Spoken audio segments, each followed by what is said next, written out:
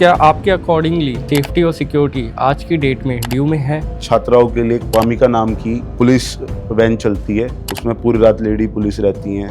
ABVP और DUSU तीनों के बीच में ही एक नॉट सो हेल्दी वाला एक रिलेशनशिप है। जब सबका काम सेम है तो फिर इतनी प्रॉब्लम्स क्यों हैं? हमारी मीठी नोक झोंक है जो चलती रहती है। हम उनका सम्मान भी करते हैं, उनसे लड़ाई भी करते हैं, उनसे काम भी करवाते हैं, पर सब कुछ एक मर्यादा के तहत होता है। अगर किसी को अपना बिजनेस स्टार्ट करना है नॉर्थ कैंपस की साइड या कॉलेज के किसी भी साइड में, तो उसको कुछ ना कुछ पे करना पड़ेगा।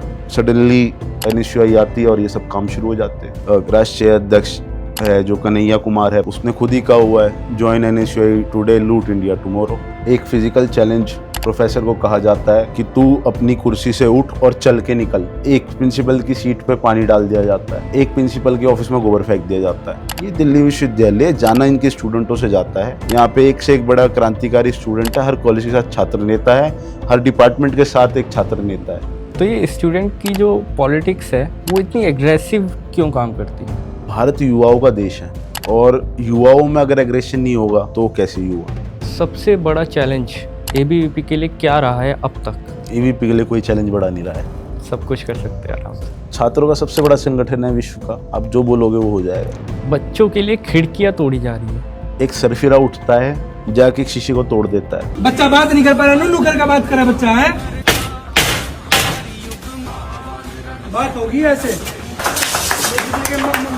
कि मैं किसी स्टूडेंट को झुकने नहीं दूंगा। दिल्ली विश्वविद्यालय को ये काम है कि स्टूडेंट्स को झुकाएगा। दिल्ली विश्वविद्यालय का कौन सा स्टूडेंट झुक जाएगा? यहाँ सभी क्रांतिकारी हैं। इस देश का दुर्भाग्य ये है, यहाँ पे राहुल गांधी अपने आप को युवा नेता बताता है, जो उसके समर्थक है वो भी अपने आप को युवा छात्र बताते हैं। राहुल गांधी जी विजिट करते हैं, काफ़ी स्टूडेंट्स को उनसे मिलने नहीं दिया जाता। 2014 तक कांग्रेस सरकार होती थी, जब राहुल गांधी क्यों नहीं आया दिल्ली विश्वविद्यालय? आज क्या ऐसा याद आया? ओहो, दिल्ली विश्वविद्यालय नाम की एक जगह भी है, वो भारत में है, इटली में नहीं है, जाना पड़ेगा मुझे। चलो अब आया भी, मिला भी, तो उन नीतियों के ऊपर बात करें जो नीति लेके ही कांग्रेस सरकार आई है। पप्पू है, पप्पू के चेले पप्पू हैं, उनको नहीं पता कहाँ क्या बात करनी है।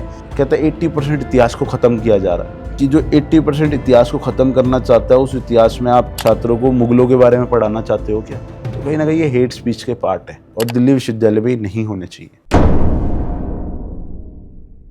नमस्कार दोस्तों, मैं दीपक सैनी आपका स्वागत करता हूं बैठक जंक्शन के एक और न्यू एपिसोड में।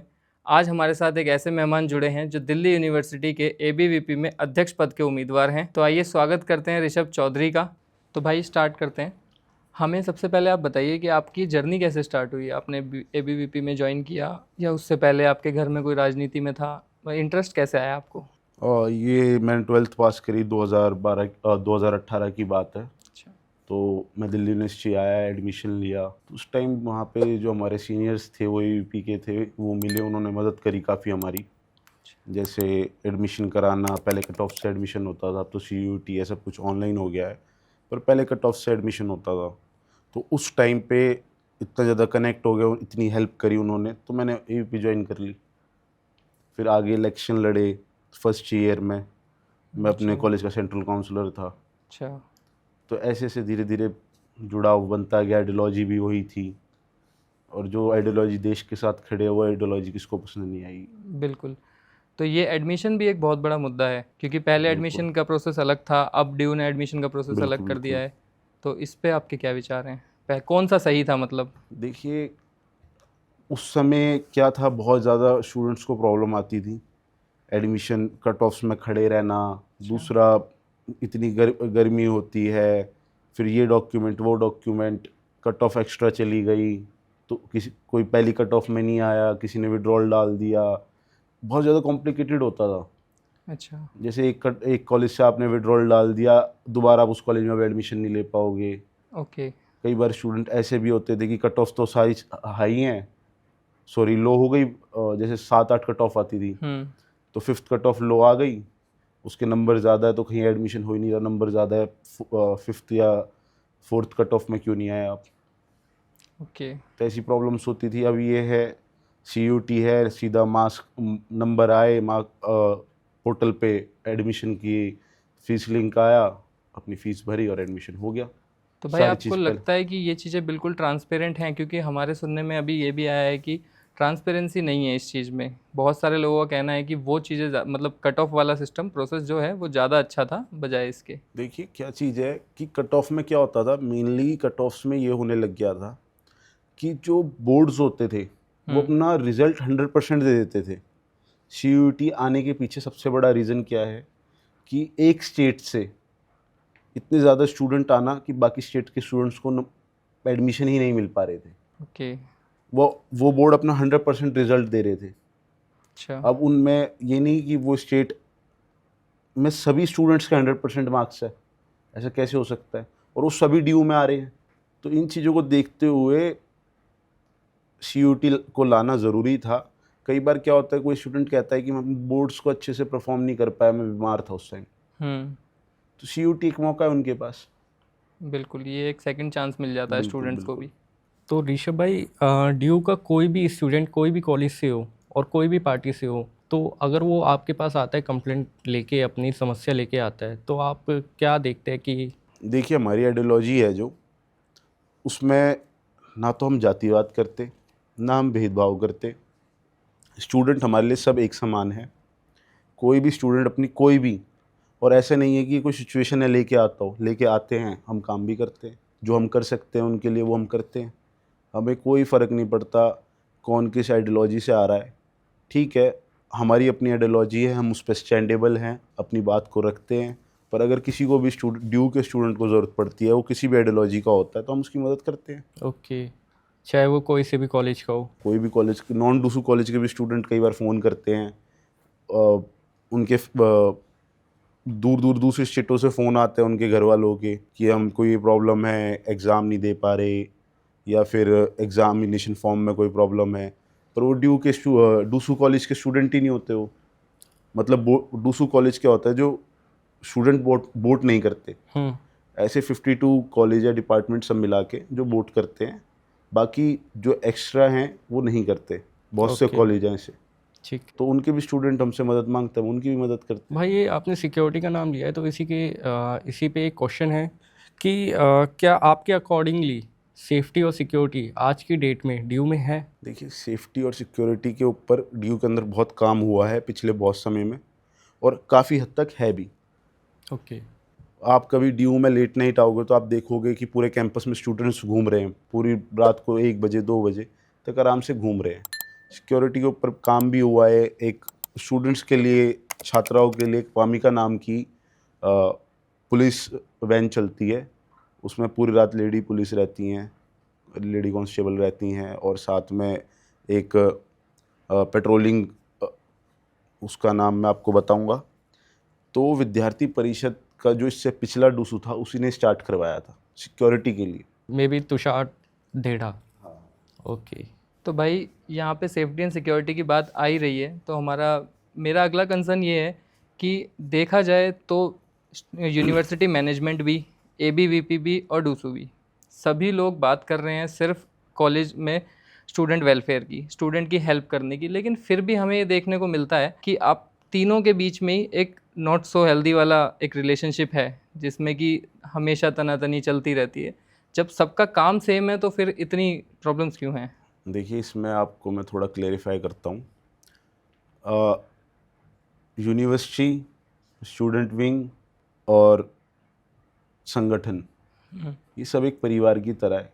किसी परिवार में लड़ाई झगड़े होते हैं, सब परिवारों में होते हैं, तो ये हमारी मीठी नोक झोंक है जो चलती रहती है। अच्छा। हम उनका सम्मान भी करते हैं, उनसे लड़ाई भी करते हैं, उनसे काम भी करवाते हैं, पर सब कुछ एक मर्यादा के तहत होता है। तो ऋषभ भैया, अभी हाल फिलहाल का एक केस आया था, अगर किसी को अपना बिजनेस स्टार्ट करना है नॉर्थ कैंपस की साइड या कॉलेज के किसी भी साइड में, तो उसको कुछ ना कुछ पे करना पड़ेगा। देखिए क्या है कि अभी तक ऐसा कुछ नहीं हुआ था ड्यू में कि कुछ पे करना पड़े या और कुछ करना पड़े। जो बात आप कह रहे हो उसको मैं खुल के बता देता हूँ। आप बात कर रहे हो डूसू अध्यक्ष है जो, उसके वाला केस, जिसने पैसे लिए, लिटरली उस लड़के से पैसे लिए गए उसके, और उससे नहीं, एक पूरी जो हमारा छात्र मार्ग है उसके ऊपर जितने भी स्ट्रीट वेंडर्स है, कोई छोले कुलचे बेच रहा है, कोई पानी बेच रहा है, कोल्ड ड्रिंक बेच रहा है, कॉफ़ी बेच रहा है, कुछ भी बेच रहा है, सबको एक दिन बुला लिया जाता है। जो नहीं लगा रहा था कॉफ़ी वैन वाला, उससे 50,000 रुपये महीना मांगा जाता है और कॉफ़ी फ्री मांगी जाती है। ठीक है, जो छोले कुलचे बेच रहा है उससे कहा जाता है तेरे साल के 2,000 रुपये के हिसाब से इतने रुपए हो गए, इतने रुपए दे जा। और जो 7-8 साल से जो उस रोड पे अपना काम कर रहा है उसको आज तक परेशानी नहीं हुई, और सडनली NSUI आती है और ये सब काम शुरू हो जाते हैं। तो इनका तो पुराना जुमला है, इनका तो राष्ट्रीय अध्यक्ष है जो कन्हैया कुमार है, पता नहीं क्या है, उसने खुद ही कहा हुआ है जॉइन NSUI टुडे लूट इंडिया टुमारो। तो यही कर रहे हैं, वो उसको खुश कर रहे हैं कन्हैया कुमार को ये सारे काम करके। राइट। भाई इसी बीच में हमने एक चीज़ और भी देखी, आपका एक गोबर वाला मुद्दा बहुत निकल के आया था, आप बहुत चर्चा में रहे उसके लिए। तो एक बार आप वो बताइए कि किस तरीके से, मतलब क्या प्रॉब्लम्स आई थी जिसकी वजह से आपको ये कदम उठाना देखिए, पड़ा? जिस तरीके से मैंने आपको अभी थोड़ी देर पहले बताया, दिल्ली विश्वविद्यालय के अंदर एक गरिमा के साथ सारे काम होते हैं। अगर कोई छात्र है, उसकी परेशानी है, तो उसकी परेशानी को हमारा काम ले जाके रखना है, उसकी परेशानी को ख़त्म करवाना हमारा काम है, जी। ना कि अपनी रील के सहारे किसी प्रोफेसर को नीचा दिखाना, किसी प्रिंसिपल को नीचा दिखाना। आप एक बात बताइए, एक फिज़िकल चैलेंज प्रोफेसर को कहा जाता है कि तू अपनी कुर्सी से उठ और चल के निकल, और इस चीज़ की वीडियो है, ये रियल कोट हैं जो वहाँ बोले गए। एक प्रिंसिपल की सीट पे पानी डाल दिया जाता है, ठीक है, एक प्रिंसिपल के ऑफिस में गोबर फेंक दिया जाता है। तो दिल्ली विश्वविद्यालय की आने वाली पीढ़ी को क्या सीख मिलेगी इन सब कामों से? जी बिल्कुल, हम समझ पा रहे हैं। आपने सारी मर्यादाएं ख़त्म कर दी हैं। हम जब फर्स्ट ईयर में आए थे, हम स्कूल में थे, तो हम एक गुरु के दर्जे को अलग से देखते थे। एक स्टूडेंट और टीचर का एक अलग रिश्ता होता है, जी। उसमें मर्यादा होती है। ठीक है, वो हमें पढ़ाते भी हैं, हमारे उनके ऊपर बहुत ज़्यादा रिस्पॉन्सिबिलिटी भी होती हैं, उनकी कई काम वैसे भी होते हैं जो ढीले छोड़ देते हैं। हमारा काम है उनको जागरूक करके उनसे वो काम कराना एक मर्यादा के तहत। आप जब मर्यादा ही सारी तोड़ दोगे, तो मैंने इन सब चीज़ों को देखते हुए VC सर को एक मेमोरेंडम दिया था। मैंने 7 दिन का टाइम दिया था उन्हें। अगर 7 दिन के अंदर कोई कार्रवाई नहीं होती इन सब चीज़ों पे, शीशा टूटने वाली घटना हो, ताले तोड़ने वाली घटना हो, या फिर कोई अन्य घटना जिन सब की भी मैंने चर्चा करी, अगर 7 दिन के अंदर उन पर कार्रवाई नहीं होती, तो फिर दिल्ली विश्वविद्यालय के छात्र अपने हिसाब से कार्रवाई करेंगे, और उस कार्रवाई के बाद दिल्ली विश्वविद्यालय का कोई भी छात्र किसी भी एक्शन के बाध्य नहीं होगा।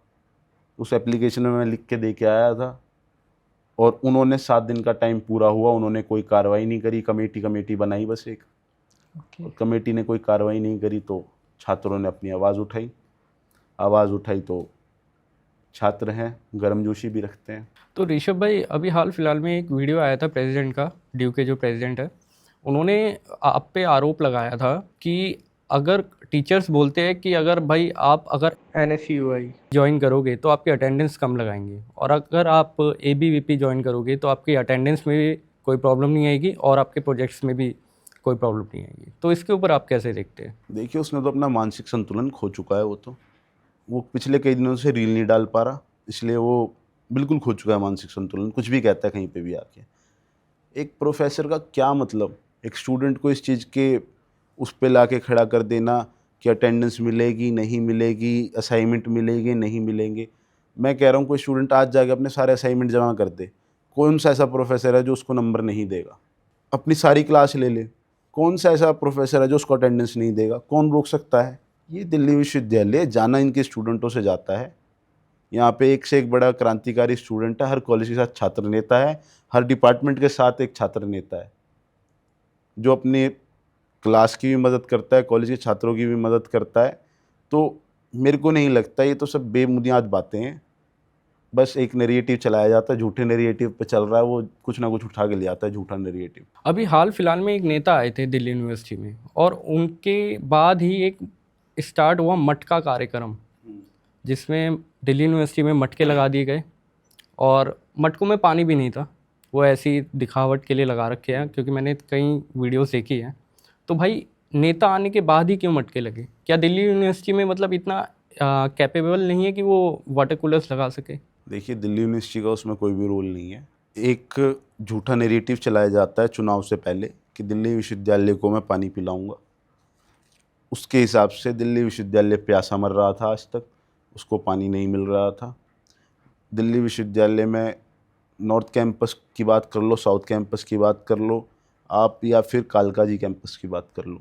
मेरे को इतना लंबे समय हो गया, मैं सभी कॉलेजेस में कम से कम भी नहीं तो 100 से 50 बार एक कॉलेज को मैंने विज़िट किया हुआ है। जितने टाइम में ड्यू का पार्ट रहा हूँ इलेक्शन से पहले, मैंने इतने कॉलेज, अब भी कई कॉलेजों में जाता रहता हूँ, स्टूडेंट्स के काम के लिए जाता रहता हूँ। और कोई काफ़ी स्टूडेंट ऐसे हैं जो इलेक्शन में मेरे साथ थे, उनसे मिलने जुलने जाता रहता हूँ, बातचीत होती रहती है।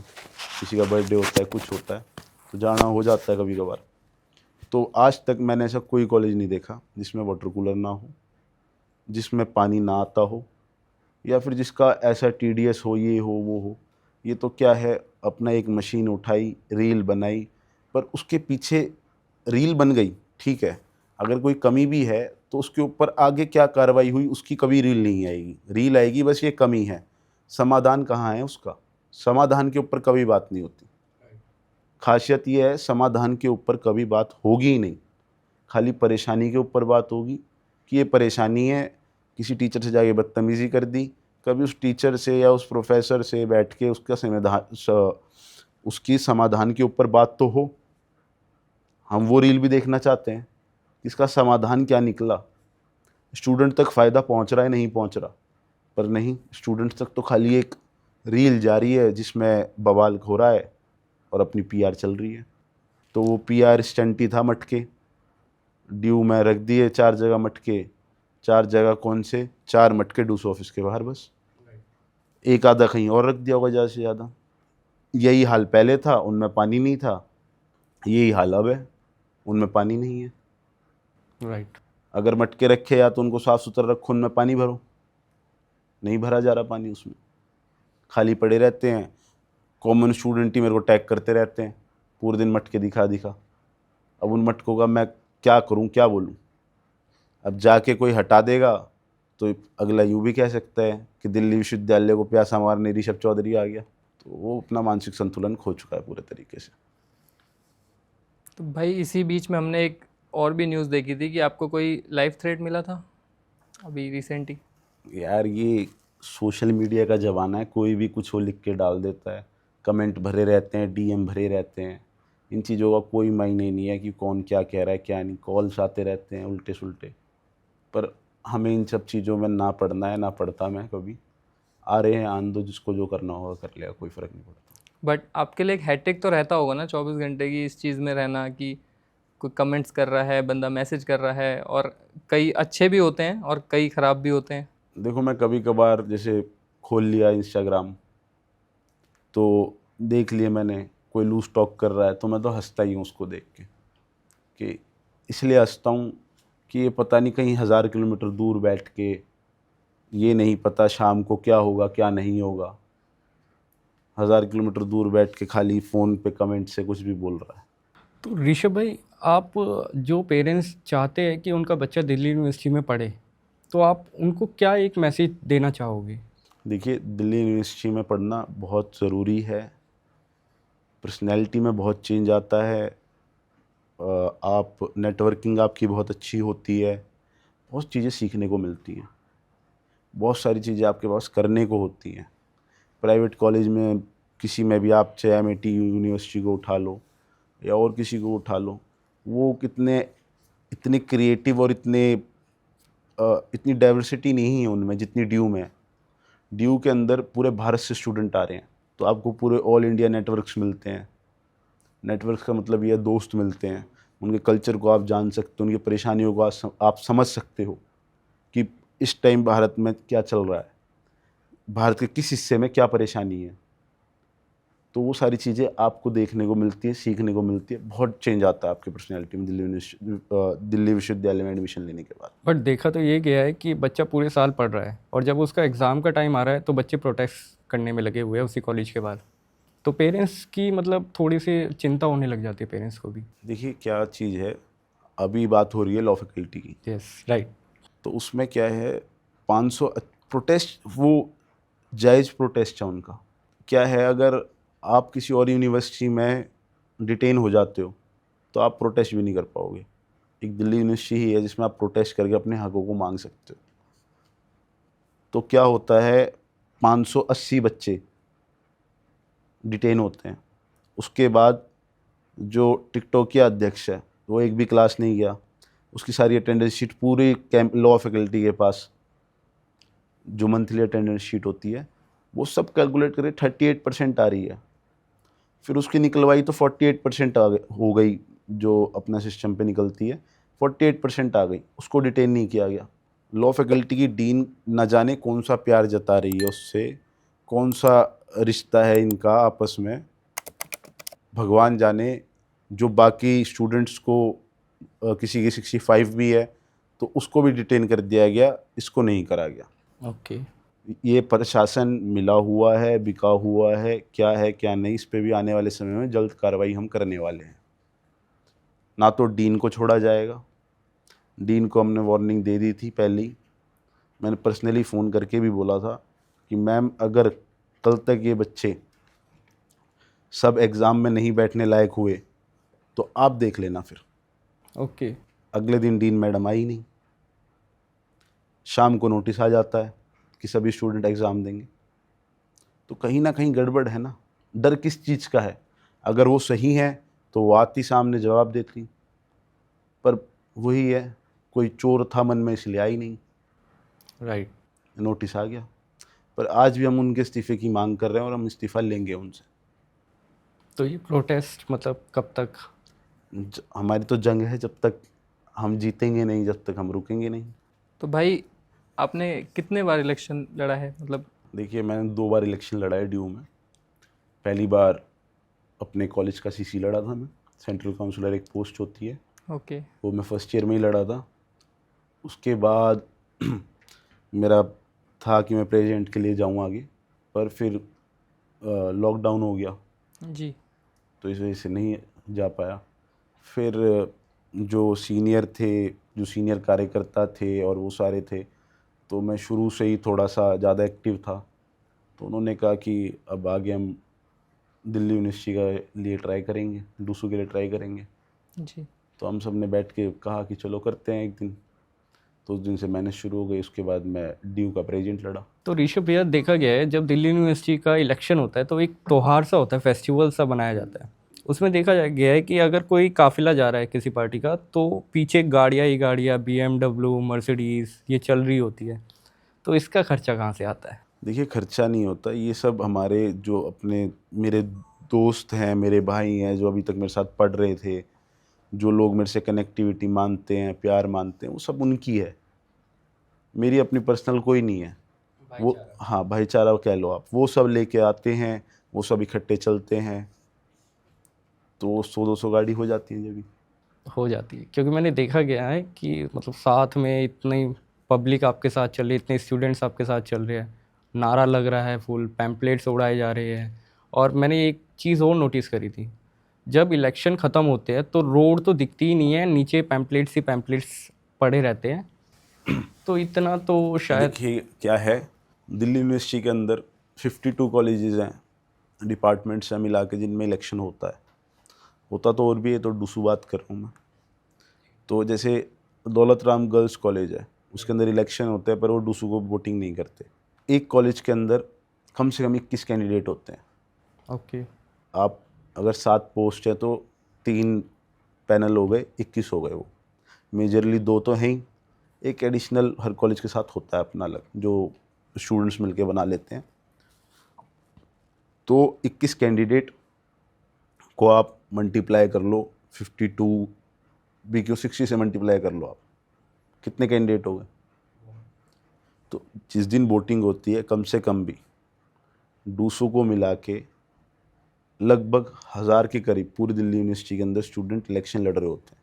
तो जब वो 1000 स्टूडेंट इलेक्शन लड़ रहे होते हैं, तो एक स्टूडेंट के अगर 100 पैम्पलेट भी उछलेंगे तो कितने हो गए? लाखों में। लाखों में। वो ही कारण है। पर खाली बदनाम होता है डूसू। देश।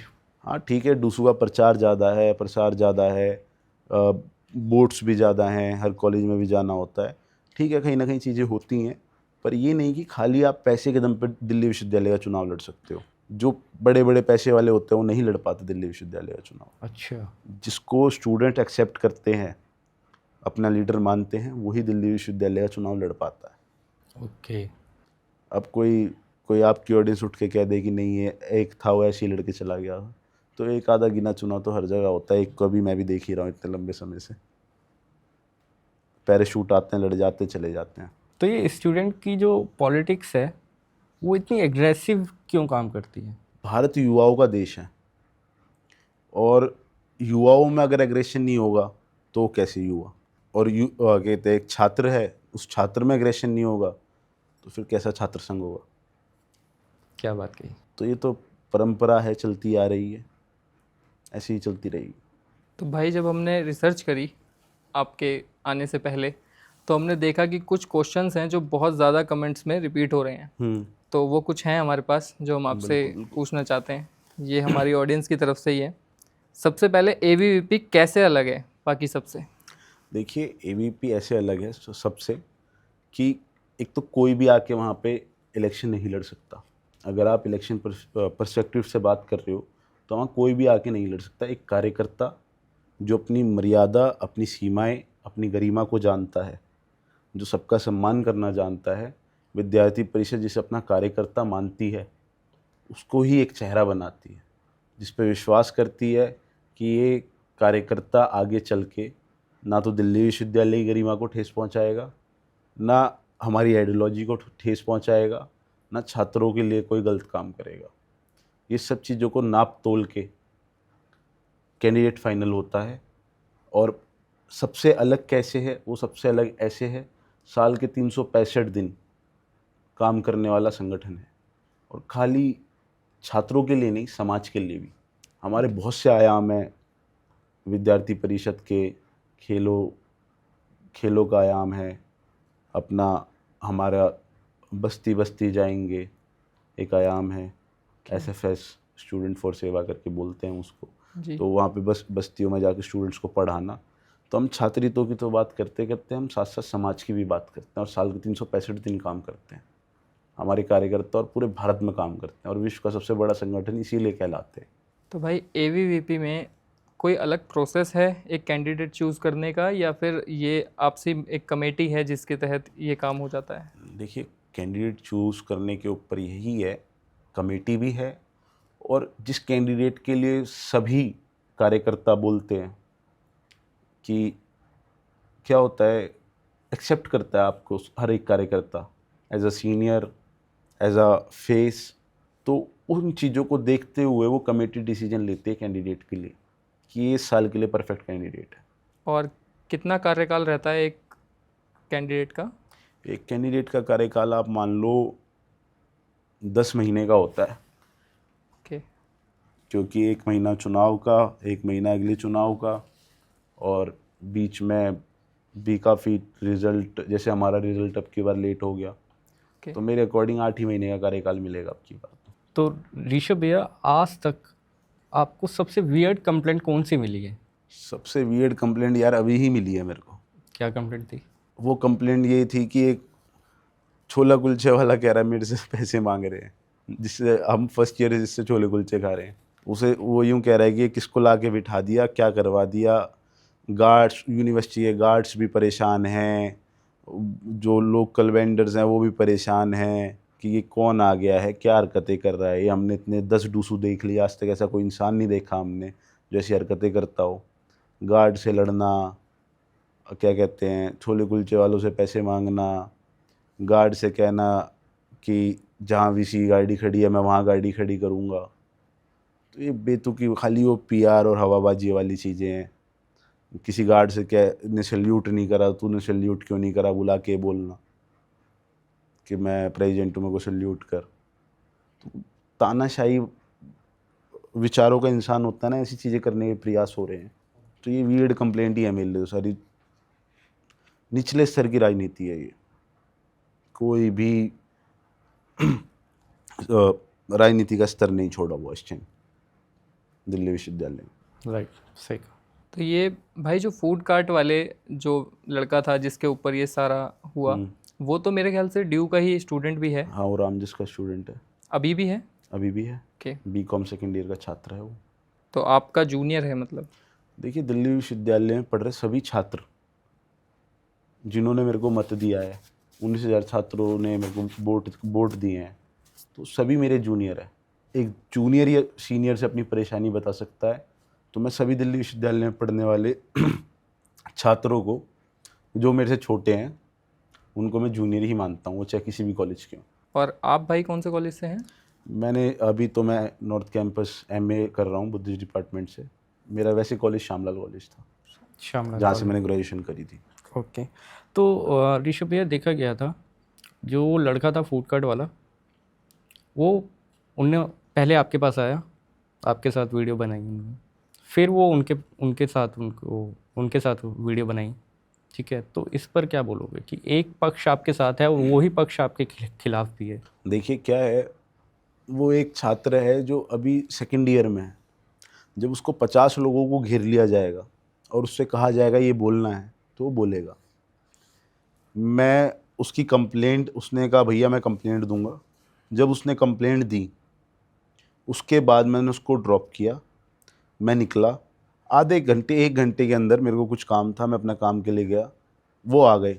मैंने जब ही एडिशनल एसएचओ हैं हमारे, उनको भेजा। जब वो उनके साथ खड़े, वीडियो में भी देखा होगा आपने, वो खड़े हुए हैं, उनको भेजा। मैंने कहा इस लड़के को कुछ होना नहीं चाहिए, मैं 1 घंटे के अंदर पहुंच रहा हूँ वापस। कह रहे ठीक है। मैंने आप अपने साथ इसको ले जाओ, अपनी सिक्योरिटी में रखो आप इसको, मैं आ रहा हूँ। मैं वहाँ गया, उसने वीडियो बना ली। उसके बाद मैं वहाँ गया तुरंत शाम को। मैंने अपनी सोशल मीडिया के माध्यम से सुबह 11 बजे की रिसीविंग दिखाई एप्लीकेशन की, कि आगे कोई भी ऐसी तरीके की, मेरे को पता था हरकत तो करेगा, कि हरकत होती है जिसमें मेरी काट का या मेरा कोई नुकसान होता है, ये मयंक ने अपने वर्ड्स लिख के दिए हैं, मेरा कोई नुकसान होता है तो उसका सिर्फ और सिर्फ जिम्मेदार रौनक खत्री होगा। ये क्लियर उसमें लिखा हुआ है। और उसके बाद उसने वही काम करा। तो जब उस 50 जनों के साथ वीडियो बना के आप कुछ भी बुलवा लो एक स्टूडेंट से, फिर उस स्टूडेंट ने अपनी आप बीती गुस्से में आके, उस दिन उस स्टूडेंट का डर खुल गया। उसने कहा, मैंने कहा ये रिसीविंग है, इसकी फ़ोटो डाल देते। कह रहे नहीं भैया, बदतमीजी करके गया है, वीडियो में बोल के गया है कि मैं इस कार्ड से अपनी फ़ीस भरता हूँ, मेरे फादर देखेंगे तो उन्हें कैसा लगेगा, कि भैया आप वीडियो बनाओ, मैं बोलूँगा वीडियो में। फिर बोला उसने सब कुछ वीडियो में। सेकेंड ईयर में जब एक स्टूडेंट होता है तो थोड़ा सा डरता ही है, तो उसको डरा के वर्ड्स पास करवा लिए कुछ भी। सही। भाई अभी रैगिंग्स पे कैसा चल रहा है ड्यू में? ड्यू के अंदर कोई रैगिंग नहीं होती, किसी भी कैंपस में? किसी भी कैंपस में कोई रैगिंग नहीं होती। आप उठा के देख सकते हो, रैगिंग का कोई केस नहीं आता। और इसका सबसे बड़ा मैं योगदान कहूँगा स्टूडेंट यूनियन इलेक्शंस को, क्योंकि जूनियर्स को ज़्यादा से ज़्यादा टच करने की कोशिश की जाती है, कनेक्ट करने की कोशिश की जाती है। रैगिंग तो करने का कोई मतलब ही नहीं। तो आपको लगता है इसके पीछे भी एबीवीपी का हाथ है? एबीवीपी का हाथ नहीं है इसके पीछे। मैं पूरे ही सिस्टम को कहूँगा कि ये बहुत हर जगह स्टूडेंट यूनियन इलेक्शन होने चाहिए, ताकि स्टूडेंट्स रैगिंग वो कब करेंगे, जब उनके पास कुछ करने को होगा नहीं। जैसे एक एमएटी हो गया या और कोई कॉलेज हो गया, उनमें कुछ करने को है ही नहीं स्टूडेंट्स के पास। क्या करते रहते हैं, घूमते रहते हैं इधर से उधर। हमारे पास बहुत से ऐसी एक्टिविटीज़ हैं ड्यू के अंदर करने को, जिसमें जूनियर और सीनियर कनेक्ट करते हैं आपस में। तो मैं उन एक्टिविटीज़ को मानता हूँ, सारा श्रेय उनको देता हूँ मैं। हाँ, बाकी अवेयरनेस विद्यार्थी परिषद ने बहुत फैलाई रैगिंग के ख़िलाफ़, सारी चीज़ों के ख़िलाफ़। रैगिंग अब ऐसी होती नहीं है, कहीं एक आधा कोई किस्सा आ जाए तो आ जाए, कोई बड़ी बात नहीं है, पर उसके लिए भी हम खुल के स्टैंड लेते हैं और ओपनली स्टैंड लेते हैं। ओके भाई ये भी एक क्वेश्चन था जो हमें आपके कमेंट्स में बहुत लगातार मिला। एबीवीपी ने अपने टेन्योर में क्या क्या काम किए हैं स्टूडेंट्स के लिए? देखिए, एबीवीपी ने क्या क्या काम नहीं किए हैं, आप टेन्योर 1 साल का नहीं, मैं आपको पिछले 10 साल के काम बता दूंगा। बिल्कुल। ठीक है। कॉलेज के तय हमने हॉस्टल बनवाए जो अभी कंप्लीट होने वाले हैं। गर्ल्स हॉस्टल बनवाया, ढाका गांव पड़ता है दिल्ली यूनिवर्सिटी मुखर्जी नगर के पास जी। उसमें वो कंप्लीट होने वाला है। हमने यू स्पेशल बसेस चलवाई पिछले साल ही।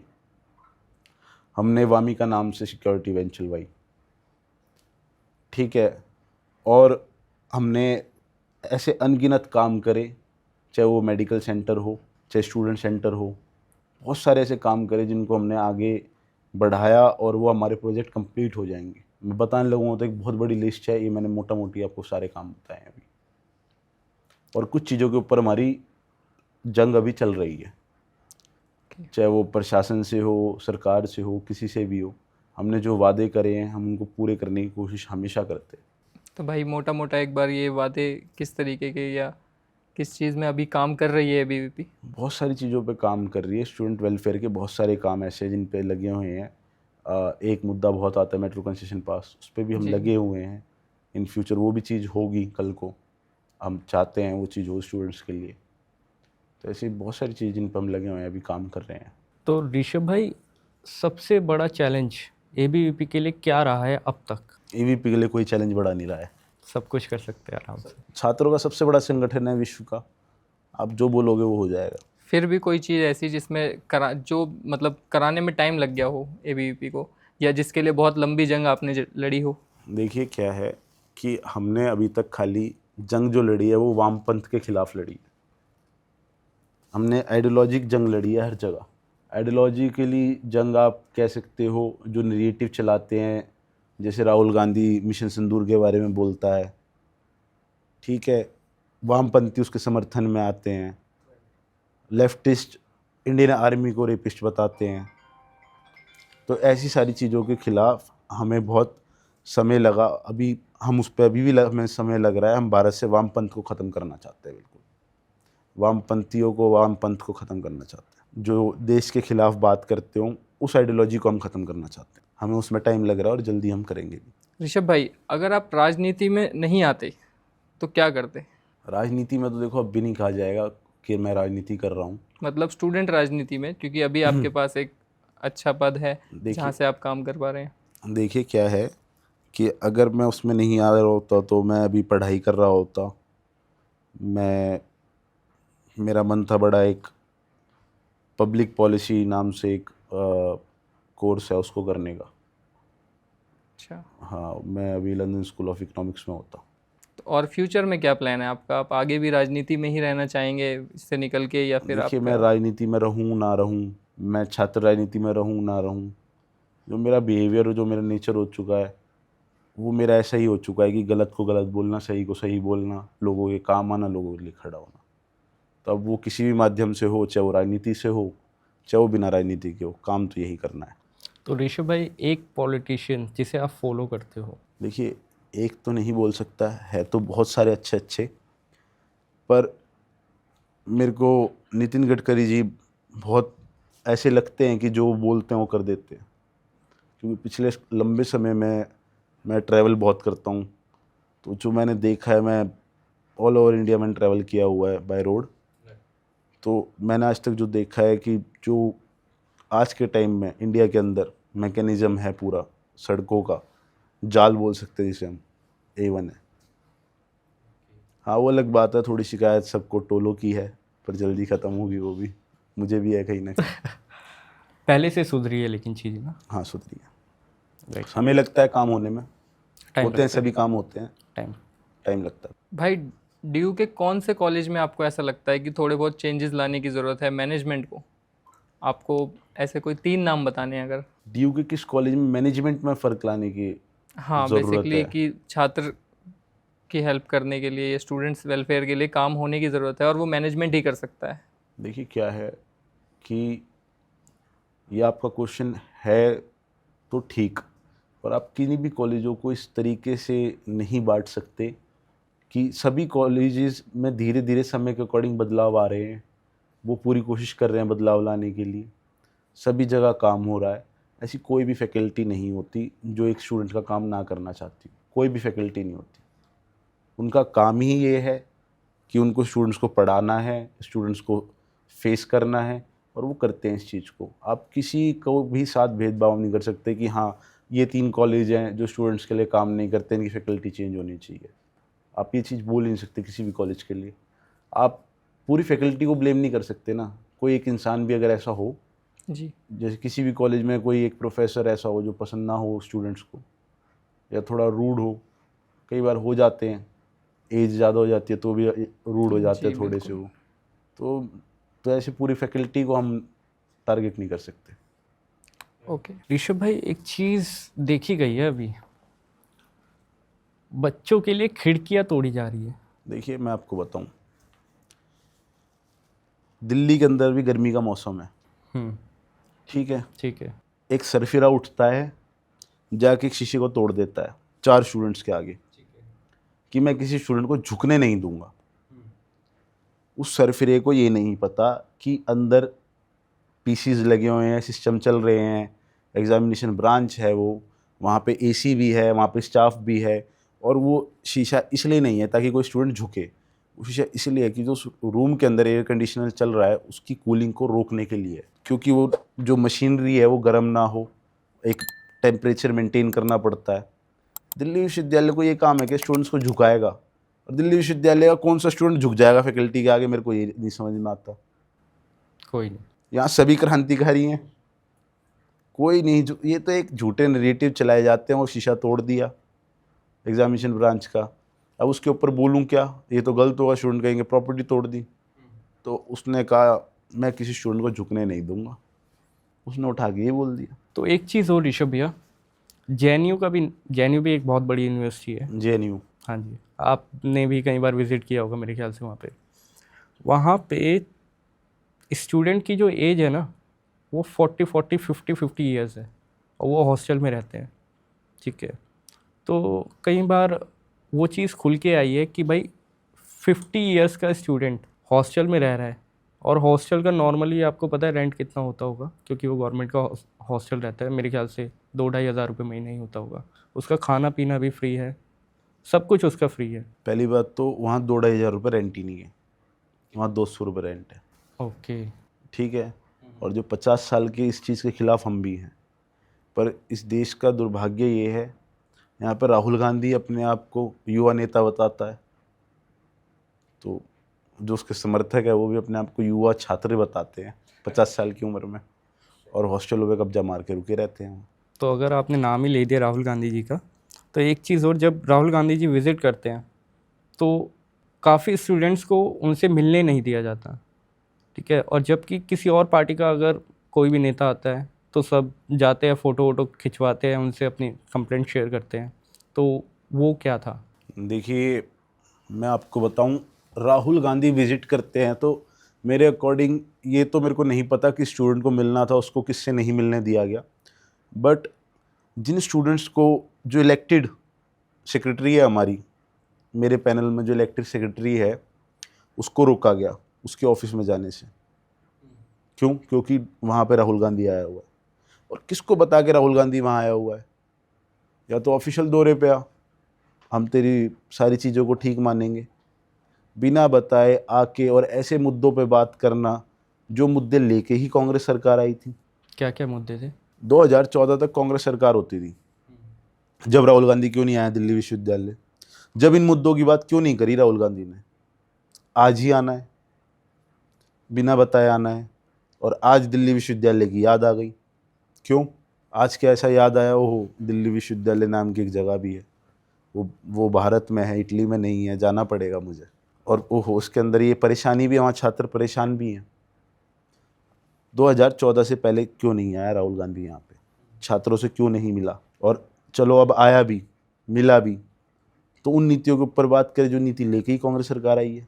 तो पप्पू है, पप्पू के चेले पप्पू हैं, उनको नहीं पता कहाँ क्या बात करनी है। कोई भी उनके पास, उन्हें ये नहीं पता ये योजनाएं कहाँ से आई थी, कौन लेके आया था, बस आके बात कर दिया, बात कर ली ये कि ये ऐसे है, वो वैसे है, ये रूल ऐसा है, इस रूल में ऐसा होना चाहिए, या दिल्ली विश्वविद्यालय में आके जातिगत बातें करी।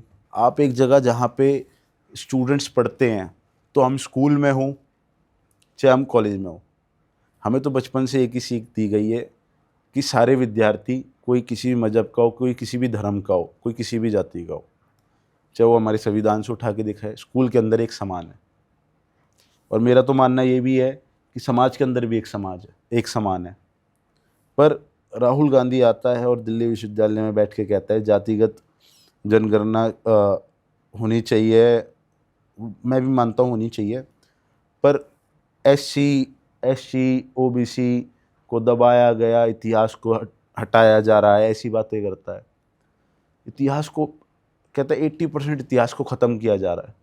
मेरा सवाल है राहुल गांधी से कि जो 80% इतिहास को ख़त्म करना चाहता है, उस इतिहास में आप छात्रों को मुगलों के बारे में पढ़ाना चाहते हो क्या, कि मुगलों ने क्या किया क्या नहीं करा?